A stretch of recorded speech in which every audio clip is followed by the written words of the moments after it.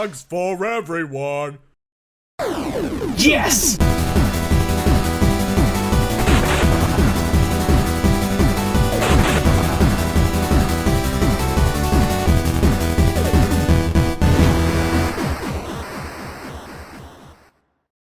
Kirby's Dream Land. Cute floating death. Welcome to another episode of The Completionist, and today guys, we're playing an instant classic from my childhood. In honor of that, I'm gonna hold my breath for as long as I can.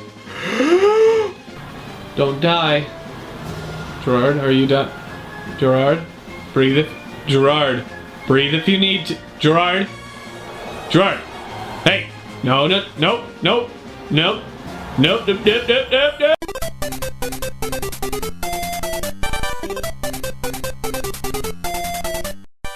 Kirby's Dream Land, the very first and what would soon become another successful franchise from Nintendo. But Batman! I thought Kirby was pink! Why is he white/gray on the box? Is he a marshmallow? Look at all the murder he's committing! He's the evil marshmallow of death! But he's a good guy, he's the main character. He's delicious and heroic. Don't eat Kirby! I'll do what I want!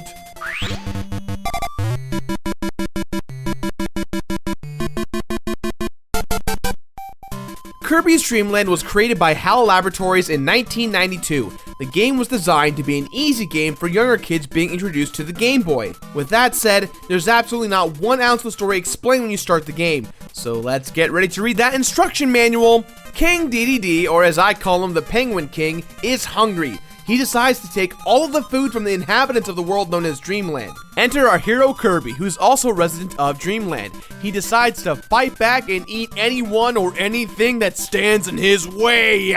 Hold on, do we know if Kirby is a he? Reg, we are not having this gender conversation again. Let's just call him a mallow of the marsh variety. Kirby, the mallow of the marsh variety, must put a stop to the evil reign of King DDD, King of the Penguins. While I do love the simple plot of Kirby, it is a bit unusual for a protagonist/consumer relationship. Most heroes that we can relate to do have some form of body, head, eyes, nose, mouth, etc. that is more like the way we look, kind of. Whereas with Kirby, the mallow of the marsh variety is a floating cloud type thing with the never-ending hunger for food. He may be naked all the time, but at least he's got a sweet pair of kicks.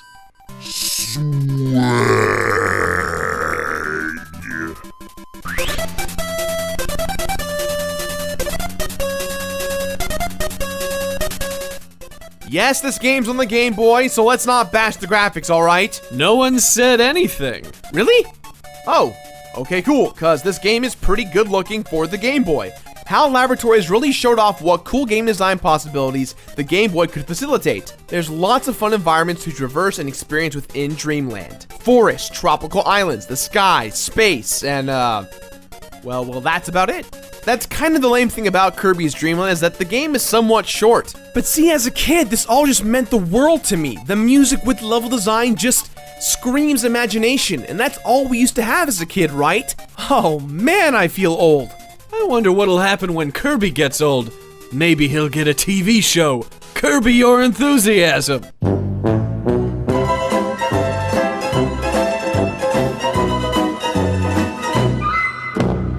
Maybe it's just me, but I think imagination's what made this game so fantastic when we were kids. It looks like a game that we would have come up with if we were designing the game ourselves. Does any of this make sense? Well, that's one opinion, but don't take our word for it.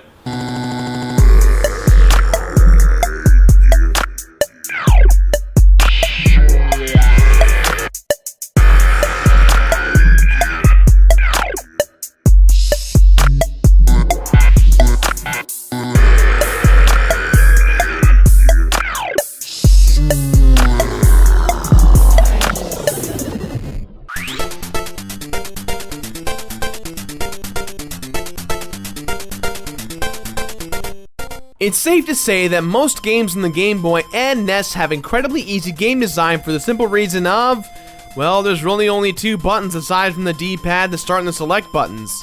Kirby, the mallow of the marsh variety, has the ability to suck enemies' blocks and items into his... We don't know that! Or her...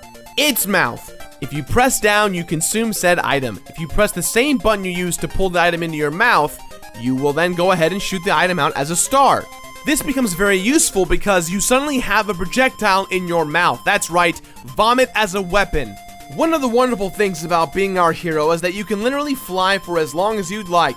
Press the up button and fly away. Show off them swaggy shoes. As per usual with platformers, we've got power-ups that can do some fantastic things.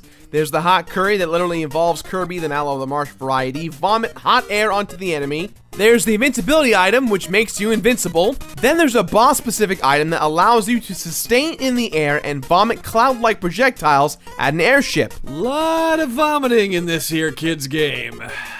Speaking of enemies, everything in Dreamland seems very friendly, except for the spike balls. The boss of the first level is this tree right here. Honestly, if he wasn't trying to kill you, I don't think he would be a threat. And I'm pretty sure the boss comes back in future Kirby games. Look at that face! I think he's just surprised to see Kirby naked, and by the time you vomit his own fruit at him, he just gets confused, but then he goes back to surprised again by seeing Kirby naked again. Maybe the tree is just surprised by how awesome his kicks are. So naturally, we must vomit all the fruit onto his face.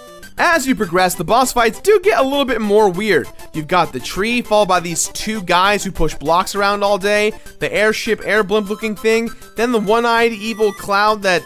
I don't know. I mean, this must be Dreamland's finest helping the King of the Penguins hoard all the food, I guess.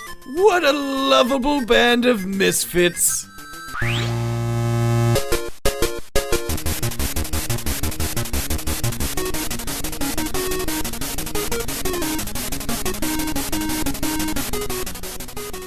So after you've defeated the 4 levels and their bosses, you arrive at King DDD's lair, in which there are 4 doors. Pick a door to go into, and you'll be transported to a small recap version of the levels you just played. These levels will then take you to the bosses you've already defeated. Defeat all the 4 levels to fight the king. I really dislike boss gauntlet recaps in games unless you progress as a character through power-ups or through skills you've obtained. Luckily, these level recaps and the boss fights are very short, so it's not that big of a deal. You get off with a warning, Dreamland. And our fight with the Penguin King is a go. He's a pretty easy fight as long as you pay attention to his attack pattern. It's pretty straightforward. Just suck in the stars that he produces and vomit it back at him. Jesus, you and the vomiting in this episode.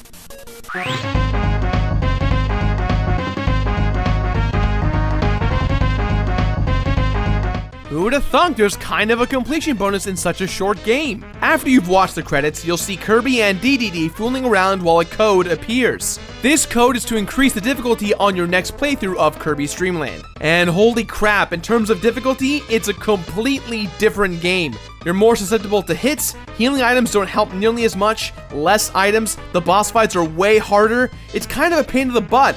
Not impossible, but just a pain in the butt. Speaking of a pain in the butt, that's what Kirby's gonna have after eating all that junk. After defeating the game for a second time, you are then given a code that will allow you to go ahead and play back all sound effects and level music in the game. The worst and dumb part about all these codes is that you can type them in prior to having the game beaten once or twice. It kind of ruins the fun and mystery of the ending process. Yay, internet! Sometimes, Gerard, the journey is the treasure. City Slickers 2, The Quest for Kirby's Gold.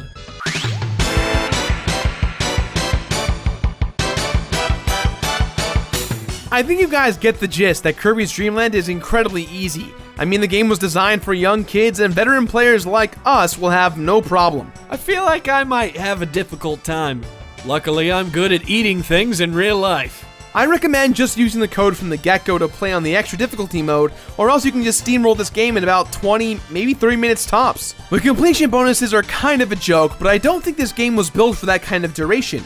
It was a game designed for a younger audience to get acquainted to a new kind of hero that would eventually go on to create several more interesting titles, expanding the character, his abilities, and his world. Hey Gerard, whatever happened to all that food that the King of the Penguins stole? It rained down from the sky, Greg. I'm on the fence about Kirby. On one hand, I have a lot of nostalgic memories from my childhood playing the game, really enjoying the game, and really wishing I still had the game. on a daily basis of consumption. On the other hand, we have a game that's very, very easy, and for newer gamers, you might not be nearly as entertained as you should be. Playing extra mode definitely does increase the difficulty, prolonging your experience, but other than that, it's a 20-minute game. With that in mind, guys, this game gets my completionist rating of play it. Play it! That's all the time we have for today, guys, so please, as always, leave your positive and negative comments in the boxes below. If you missed last week's episode, give it a click right here, and if you're from the future, give next week's episode a click right here. Mommy! If you're into the whole social networking stuff, don't forget to face, twit, tamble, gram witch us. That's right, face, twit, tamble, gram witch. Which one's the witch? Twitch.tv, in which we do a lot of streaming. We're always there streaming. I'm probably streaming right now as you're seeing this. So it's Take a look. It's a delicious sandwich? Delicious sandwich. Nice. It's a live streaming sandwich. If you're also a fan of beards and Let's Play shows, give my second channel, the Super Beard Brothers, a look. It's trivia, it's beards, it's a good time. Now, if you excuse us, a word from our sponsor. And by sponsor, I mean it's not real. It's real! No, it's not.